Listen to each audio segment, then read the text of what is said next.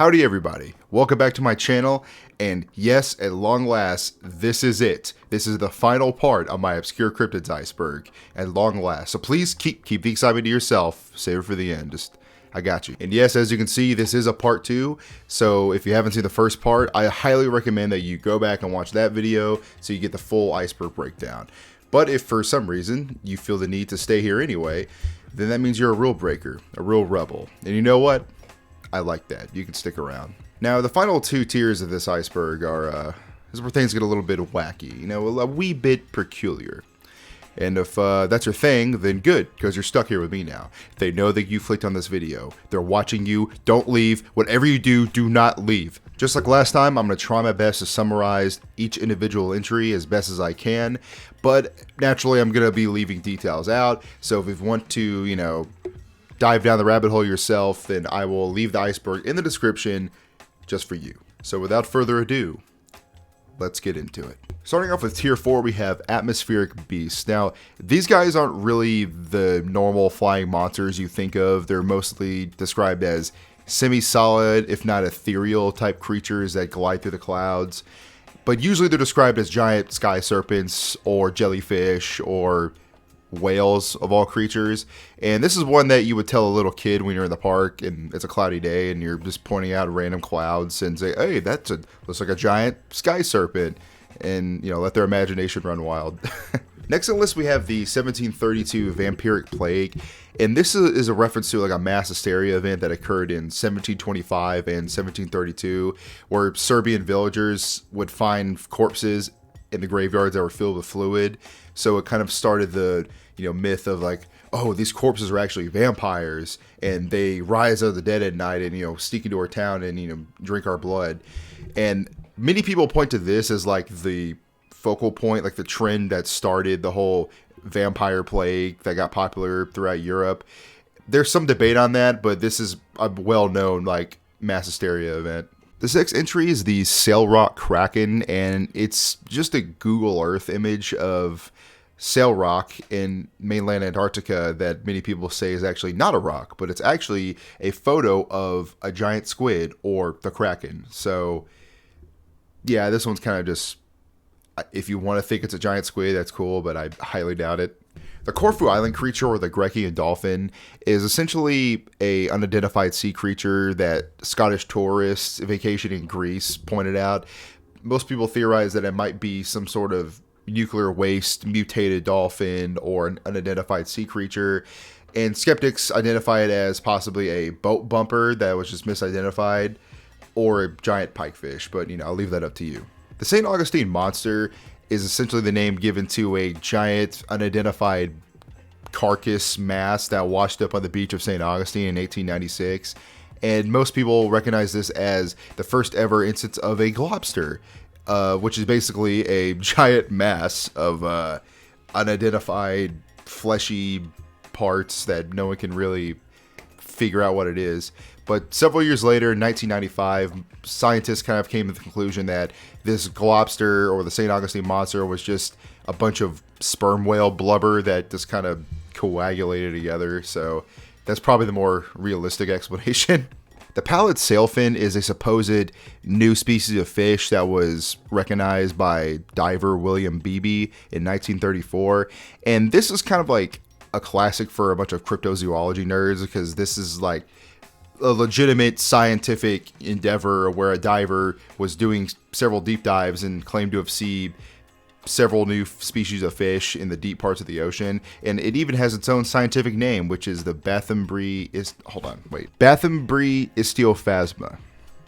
So if you want to go try to find this fish yourself, go to the coast of Bermuda and just dive as deep as you can. I'm just kidding, don't actually do that. The sea swine is a name for several different mythological sea creatures throughout history, but the name sea swine can be traced back to ancient Greece, and many people think it means porpoise because porpoise and pigs have similar round bodies, so sea swine is just the name given to some of these creatures, but I really don't know for sure. Eoshinka is the name given to the Kishtum dwarf, which is a supposed female dwarven creature that was born with several deformities, which caused her to turn out the way she did. And she was born in a village in Chelyabinsk, Russia, which, interesting fact, is actually where our favorite Russian YouTuber, Roman, is from. So he may know more about the story than I do, because the story seems pretty, like, a pretty obvious hoax, but, you know, that's just me. Next on the list, we have another dwarven creature called the Atacama skeleton, or Ada for short. And the story goes that Ada was born prematurely and suffered from scoliosis and severe dwarfism, and that's why the remains look the way they do. But many researchers have debated on whether or not this is actually a real skeletal remains. Some say yes, some say it's not. But interesting fact, this like the remains are still around. Like, people own these remains, and I think the current owner is Ramon Navia Osorio. I think I'm pronouncing that right. Who's a Spanish businessman. So hit him up if you want to see it, I guess. So this next entry actually hits close to home, as the Martian monkey was actually a hoax in 1953 in Atlanta, Georgia, and it was a widely known hoax because basically they tried to use the remains of a monkey and say that it was an alien that came from Mars. And when Dr. Marion Hines examined the body and identified that the creature was in fact just a monkey, he said that if it came from Mars, they have monkeys on Mars. So, yeah, pretty well-known hoax. The mowing devil, or strange news out of Hertfordshire, is commonly cited to be the first known case of crop circles, because in 1678, the story goes that a Hertfordshire man didn't want to pay a laborer the price to cut his yard and said, "I would rather the devil himself do it." And then, lo and behold, the next morning when he woke up, his lawn was perfectly mowed in a way that no mortal man could have done.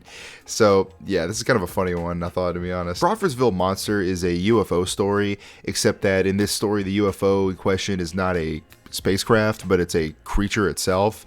And this kind of started that trend where maybe not all UFOs are just spacecraft, and maybe they are airborne organisms. So just think of the movie Nope, and that kind of gives you the idea. Sorry if I spoiled the movie Nope for you guys. That's kind of a giveaway, but I mean, it's been out for a while. If you were going to see it, you would have seen it already. Let's just be honest with yourself. The Google Earth Loch Ness Monster is essentially another Google Earth image claiming to have captured the Loch Ness Monster. And if you want to look at it for yourself, I guess I'll just give you the coordinates. Hold on, let me see here. Latitude is 57, 12, 52, decimal 13 north, and longitude 4, 34, 14, decimal 16 west. So, yeah, have fun looking at that. So for this next one, I could have swore I've already covered this before on the iceberg, but Nordic aliens, which I think are just the same thing as the tall white aliens, but kind of the same description. They're tall, pale-skinned aliens with quote-unquote like Aryan features, and some people theorize that this is where Aryans came from. They're mated with aliens, and then also they're also working with the governments even to this day, and big conspiracy theory stuff. But yeah, again, I'm pretty sure I've already covered this on the iceberg. The Panama creature is similar to the Montauk monster, and the story goes that in Cerro Azul, Panama, a group of teenagers reportedly killed this unidentified creature, but scientists later claimed that it was a brown-throated sloth that just died and washed up on shore. But this one could be up for your interpretation, but I think it was probably just another hoax. Public Monster, or the Goat Man, is a pretty popular internet cryptid, but supposedly the legend goes that in Louisville, Kentucky, a part man, part goat, part sheep creature lives beneath this railroad trestle bridge and tries to lure people to walk onto the tracks by either like voice mimicry, or he'll just throw them on the track himself. And there's also stories that apparently he also has a hatchet that he attacks people's with and jumps on people's cars. So yeah, if you feel brave enough, you know, go visit that bridge. But if you do, take someone with you, because I don't want you getting hit by a train. Black Shuck, or Old Shuck, is a spiritual black dog apparition that is most commonly associated to be an omen of death, but in some stories can be a companion or can be very friendly. But this is just a old British folklore coming out of the British Isles, and I love old British and Celtic like folklore, like just because no one really talks about them that much, and personally I think a lot of them are kind of cool. The Eric Shipton Yeti photographs are pictures from a mountain climber named Eric Shipton, who, while exploring the Himalayas, supposedly found evidence of a Yeti creature, like giant footprints that were not made by man or any animal that he knew of. And for believers in Yetis and Bigfoot, this is common evidence that is brought up. Next on the list, we have Arctic dinosaurs, and this is kind of a straightforward topic, as it's basically just the idea that evidence can suggest that dinosaurs lived in the Arctic millions of years ago. And the crazier theories comes into where, oh, they're actually still there, and they actually plays into Hollow Earth theory, and actually that dinosaurs escaped into the Hollow Earth, and yeah, big rabbit hole to go down. The Beast of Ray Road, or the Wisconsin werewolf, is another werewolf creature that is kind of lesser well known, but also well known in like the people who are into werewolves and stuff. But it basically, in a rural community of Elkhorn in Wisconsin, there's supposedly a humanoid wolf creature that stalks and eats sheep and sometimes attacks people who travel by themselves on the road. So yeah, common Wisconsin folklore. The Urauli, or the hairy men, is actually a piece of Alaskan folklore, and supposedly that these hairy creatures are 10 feet tall and have luminescent eyes and have a very high-pitched screech, so kind of Bigfoot-esque in nature. But the weird part of the folklore is that supposedly these creatures are actually children who were transformed into these creatures after being lost in the woods at night. I guess as a way to prevent kids in Alaska from just sneaking out and going into the woods by themselves. But which, I mean, I don't know why you do that anyway, because the woods are spooky enough. You don't need to tell me I'm going to turn into a Bigfoot to not give me to go out there by myself. Next feature on the list, we have Yggdrasil, which is the world tree. And to be honest, I'm not sure why it's on the list, but long story short, in Norse mythology, the world tree essentially connects all of the 9 realms, like including Asgard and Midgard and Earth, and everything is just connected to the world tree in some way. And I guess it's on here is because multiple mythologies and spiritualists even today kind of play into the world tree and its deeper meaning, so I guess that's why it's on here. The death-dealing tree of the Philippines. Now, this is I guess a piece of Filipino folklore, but essentially a planter from Mississippi was exploring the Philippines, and while him and his guide were walking around in the forest, they had discovered a strange tree that had a foul odor and human skull lying near it. But as they were investigating, the guide grabbed him and pulled him back and pointed out that there was a branch from the tree that was like reaching for the planter to, I guess, try to eat him. So yeah, basically man-eating tree. So the opposite of the giving tree. That's basically what this cryptid is. The Lugaru is one of many Haitian folklore creatures and stories, but essentially the Lugaru is a voodoo user who can turn himself into a werewolf. So yeah, just another creepy cryptid coming out of Haiti, because they have no short supply of all of their, voodoo stories and cryptids.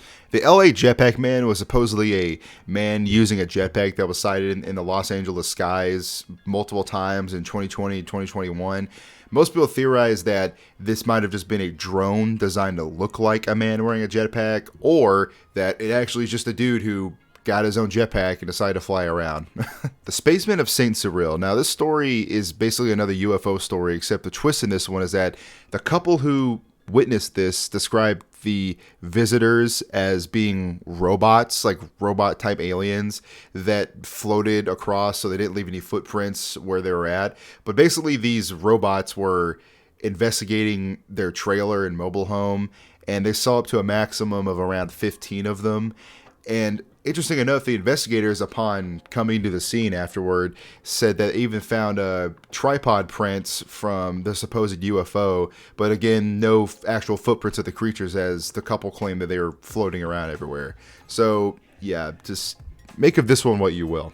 There's not much I can find out about the Glimmer Man story, but essentially it's a college girl and her dog spotted a glowing yellow-eyed invisible light creature that was staring at them. But I also found out there's a Steven Seagal movie named The Glimmer Man. I haven't seen it, but I mean, it's a Steven Seagal movie, so I'm not expecting that much out of it. The rhinoceros dolphins is supposedly a unidentified new breed of sea creatures that have 2 dorsal fins, and they're kind of like giant dolphins. But they were discovered off the coast of Sandwich Islands in New South Wales by French people, Jean-Ray Croix and Joseph Garmad. Okay, these French names are killing me, but yeah, these animals are never proven to exist. There's not much evidence to suggest that they do, but most people came to the conclusion that they might have misidentified an already existing creature, but Who really knows? The Sandown Cloud is a strange creature that was identified by 2 children in the UK in 1973. And supposedly this creature is a cross between a clown and a robot and an alien. And the children described talking to it for about half an hour and how it was so friendly and nice to them. And then when they went to go get their parents to meet the creature was just gone. And yeah, was this just the imagination of a child, or did they just meet a dude in a costume, or was it an alien? I guess we'll never know. Tronco was the name given to a globster creature, or a mass, amount of flesh that washed up on shore in South Africa in 1924. But the funny thing about this story is that supposedly that this creature was battling 2 killer whales prior to it being washed up on shore. So it's kind of like another unidentified, globster creature, with the exception that it has a backstory. The Ohio Mossman or Grassman is a very popular Ohio cryptid, and it's essentially a 7-foot tall, 300-pound humanoid creature covered in grass and moss. And it's reported that they're smaller than the classic Bigfoot, and they're more humanoid looking. But yeah, like it's kind of just a spin on the Bigfoot kind of sightings, to be honest. So the Kusi, or the Kushi, I think I'm pronouncing that right. It's a Japanese lake monster supposedly living in Lake Kushiro. And the naming convention was kind of attributed to Nessie, like, Loch Ness, Nessie, but, Lake Kushiro, Kushi, like, yeah, very creative, right? The Frank Smith Yeti footprints is another story of supposed evidence of Yetis existing in the Himalayas. So famous mountain climber Frank Smith, who also discovered the Valley of Flowers region in the Himalayas, also photographed pictures of Yeti footprints supposedly. And yeah, kind of another classic story. The Luna Park ghost train fire was a fire that broke out in 1979 in Luna Park, Australia. Even though the fire was ruled as just having low water pressure and understaffing of the park and just lack of coverage by the sprinkler system, the creepy part of the story is that after the event had occurred, the Godson family was looking through their photographs, and they found that there was a man that supposedly worked at the park that was dressed in his supposed Moloch costume, which, if you don't know who Moloch is, it's an ancient Mesopotamian god that had children sacrificed to him. But in my personal opinion, I don't think the person in the picture was dressed as Moloch. It looks like just a generic kind of like makeshift cow costume. So it really could be anything, but I guess I'll leave it up for your interpretation. Ring camera fairies are essentially just the phenomenon of capturing ethereal or light fairy looking creatures in people's Ring doorbell cameras. And yeah, there's not much I can say about that. It's kind of the same vein as people who claim to see orbs with their ghost sightings. So yeah. Now we're moving on to tier 5. And starting off, we have the Xerxes Reservoir Monster. It's in Polish, so I apologize if I butchered the pronunciation. But this is basically a Polish equivalent to the Loch Ness Monster, and was invented by a Polish journalist named, Wojciech Mazurkiewicz. Wait, Wojciech Mazurkiewicz. Apologize to any Polish people who are watching this, but yeah. Next up, we have the Candleman, and the Candleman was supposed to be a fictional, like, creature / item that was kept in the Museum of Weird in the Haunted Mansion. It ended up not really being created, but there are, like, concept art and concepts of what he would have looked like. So yeah, kind of just a fictional character. Next we have the Najakatsura Cthulhu, and this is another Google Earth image, and as the name entails, in Najakatsura, Japan, there's a image of this strange looking Cthulhu like sea creature. And I mean, with all the Google Earth images on this tier list, I would assume that there's probably a lot of creatures we haven't identified yet maybe on here, or maybe just hoaxes. I really don't know. Next we have the Big Rayman of Big Macdul, or in Scottish Gaelic it is Amphiliath Moor. So this creature is a humanoid giant grey man that's said to inhabit the passes of Bin Macdul in Scotland. Hopefully I don't butcher any of these languages I've been coming across, but I'm trying my best here, okay guys? Just cut me some slack. I couldn't find too much information on the Big Grey Man, but from what I've seen, it's kind of like a Bigfoot-esque type sightings where it just kind of appears in folklore, or random people reported seeing the Big Grey Man. But yeah, like this is another just classic folklore creature. Next we have the Mono Grande, which is the large monkey. And this is basically just reports in South America of monkeys that are larger than they normally are. And there's actually not very little information or press reporting about this, so I guess if you see a giant monkey, then you spotted yourself a cryptid. There you go. Next, we have the Honey Island Swamp Monster, or the Cajun Sasquatch. And this is basically just a Louisiana version of the Sasquatch stories we all know and love. And even though many tourism companies have capitalized on the Cajun Sasquatch, folklore and try to get people to come do their swamp tours and go to the shops, many scientists agree that this creature probably doesn't exist. But hey, if you're listening to scientists for any of these cryptids, then you're probably just no fun to be around. We're trying to live our life. Keep it to yourself, you nerd. The Galway puma is a phantom cat that has been sighted in southwest Scotland, in Galway and Dumfries. And this is a phantom cat that kind of falls in line with many other stories of leopards and pumas and tigers being spotted in areas they're not native in. And even when I was younger, I had a phantom cat story that went around near where I lived. And I didn't believe it for several years until one day someone showed hunting cam footage to me that had a black panther on it, supposedly. So, yeah, something to think about. The Girt Dog of Innerdale, or the Demon Dog of Innerdale, is an English folklore creature that supposedly, between the months of May and September in 1810, killed around 300 to 400 sheep and livestock until it was finally killed by an English hunter. And from everything I've seen, the story is real, even though the deaths may have been exaggerated of the sheep. But the funniest part about the story to me was when they had measured and weighed the carcass of the creature that was a Tasmanian tiger. They measured the weight in stones, so it weighed 8 imperial stones, and I had to look that up because I have no idea how much 8 imperial stones weighed, but it came out around 51 kilograms. But still, I just thought that was funny to me. The story of Stellar Sea Ape is a pretty famous cryptozoology story, but basically it goes that in 1741, German zoologist George Steller encountered this creature near Alaska that he said was very playful and had attributes of a shark and a seal, and he identified it as some new species that he called a sea ape. But most experts believe that he just misidentified a northern fur seal, which I had never heard of until now. The Blue Mountains Panther is another phantom cat story that comes out of Australia, and most people theorize that this phantom cat came from an escaped circus or descendants of like World War II soldier animal mascots, or even that some eccentric businessman bought it. But, this kind of falls in line with many other phantom cat stories. Next, we have the Stratford Lion, and basically this is a legendary medieval antlered lion creature that actually inspired a royal family's crest, the Stratford family, and it was used as kind of like their coat of arms. You might have seen it in like Renaissance festivals or any other medieval works. So yeah, this one's pretty cool. Next we have the Beast of Bodmin Moor, and this is basically another phantom cat British folklore creature, and most scientists agree that leopards and panthers most likely can't survive in the Cornwall, England area, but that doesn't stop the stories of livestock being attacked by leopards and other panthers and big cats. Next on the list, we have a mythological being known as Semargel, or Sem and Regal, depending on your interpretation, but it's essentially just an East Slavic god or gods that many people know it takes inspiration from the Iranian deity Semerge, but depending on your interpretation, it's either just one single deity or it's two, so whatever you want to believe. Next we have the Nandi bear, which is actually an East African folklore creature said to inhabit western Kenya, and essentially it's just a giant, large bear-like creature.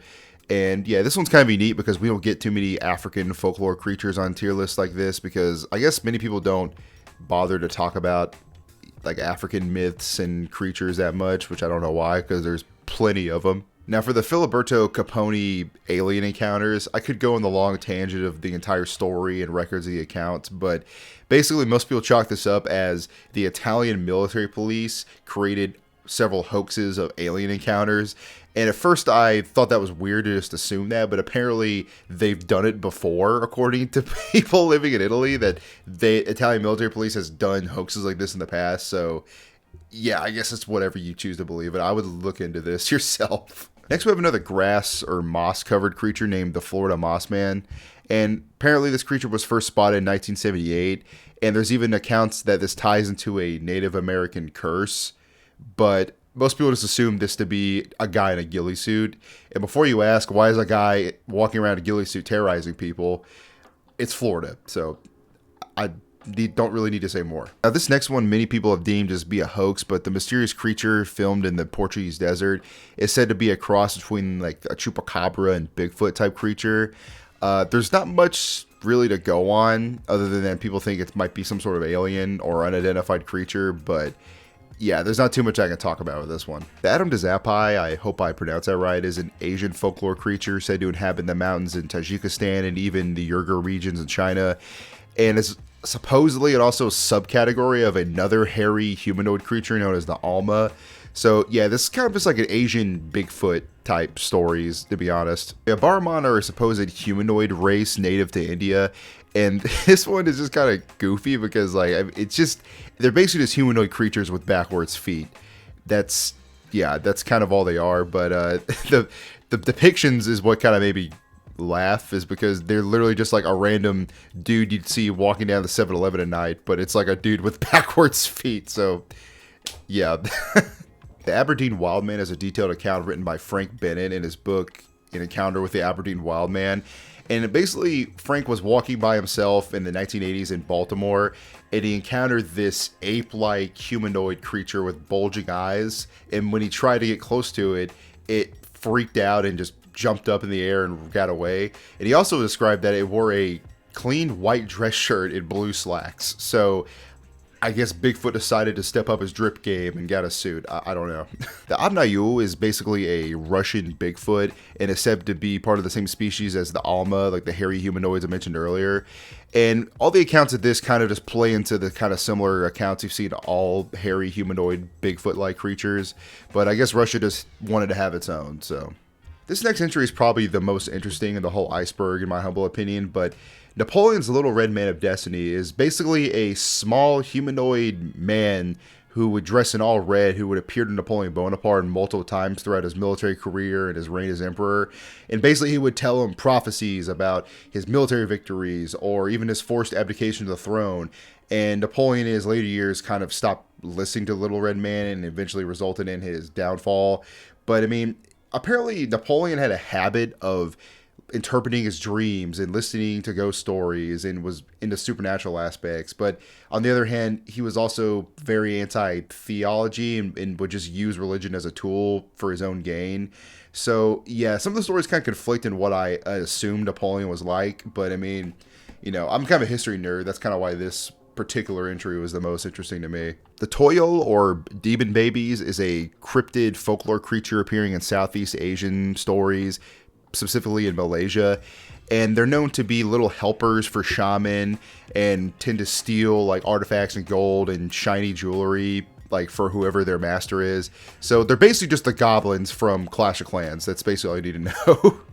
So the Dolce Bakery Nephilim is honestly kind of just a goofy entry because it's just security footage of a bakery near the pyramids of Giza in Egypt of a man who's supposedly 9 feet tall, which I mean, there are people who are just freakishly tall like that, but online conspiracy theories grabbed onto it and said it's heralds the return of ancient Mesopotamian gods, and yeah, like a really weird rabbit hole, or even like they're giants from the Bible, like living today, walking around in Egypt. But I mean, it was probably just a dude walking around who's freakishly tall, or it's just an edited video, to be honest. Like, that's all I could really say about it. The Kofu Fanged Humanoids is basically, a long story short, two 7-year-old Japanese boys in 1975 claimed to encounter these strange humanoid vampire-looking aliens.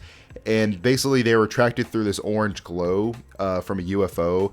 And when they got close enough to interact with like the humanoids that were coming out of the UFO, they tried to communicate with them with these weird, strange clicking and Geiger counting noises. So kind of like, it just reminded me of the Predator, to be honest. The Michelin UFO knots are basically just multiple reported encounters of aliens that look like the Michelin Man.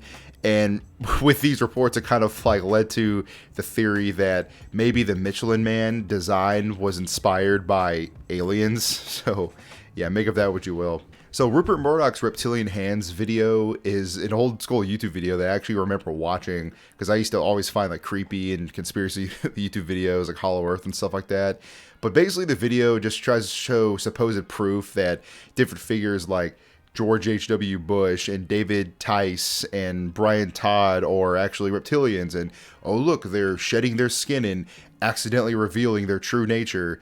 And I feel like if you watch this video and others like it, you're going to fall down the rabbit hole of just all of the old YouTube conspiracy videos like Hollow Earth, Flat Earth, or reptilians. And yeah, it's a crazy rabbit hole to go down. So I suggest like not being by yourself when you watch this, because some of the videos tried too hard to be creepy and others are just kind of cringe now that I look back on it and I'm older. It's just kind of funny to watch. This next entry is another video, but Satiro de San Francisco del Chanar, hope I didn't butcher that, is basically a video showing a supposed satyr in Argentina, even though it doesn't really look anything like it in the video.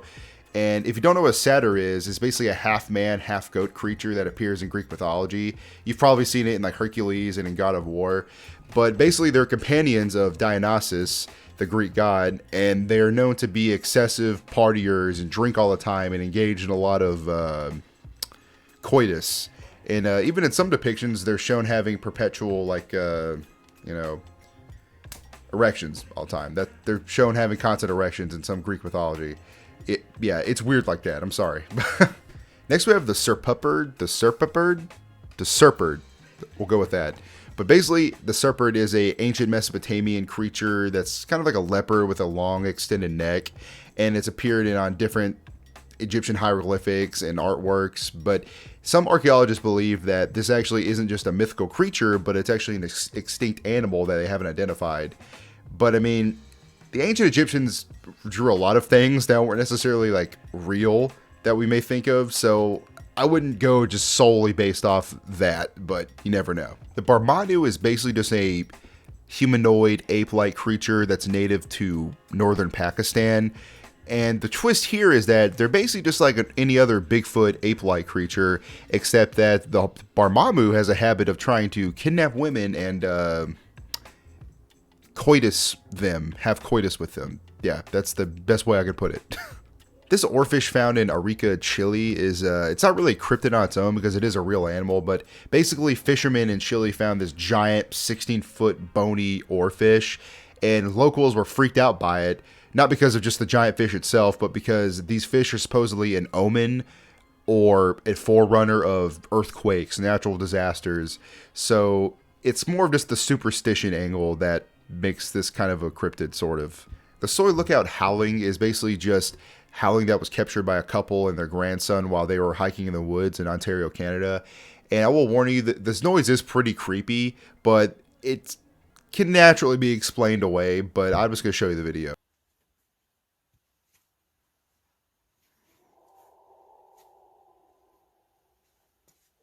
The Ferrari Farm skinwalker sightings is basically just multiple accounts of skinwalkers being sighted at Ferrari Farms in Reno, Nevada.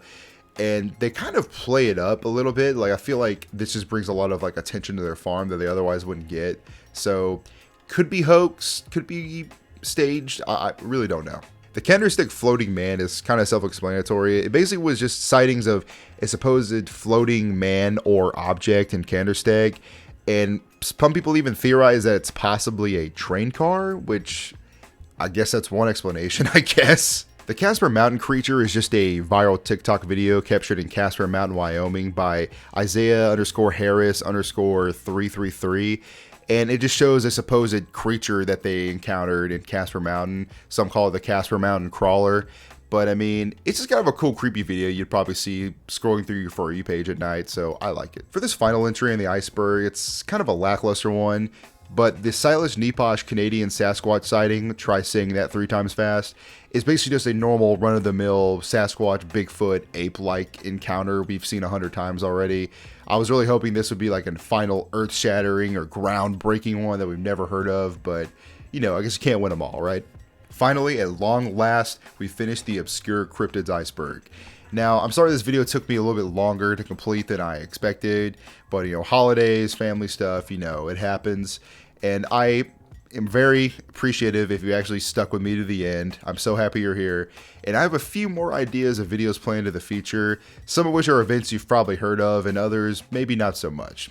But either way, thank you for watching. You know, I've only done a few videos so far, but honestly, I'm just grateful that I can actually just share my videos with you guys and just talk about whatever I want.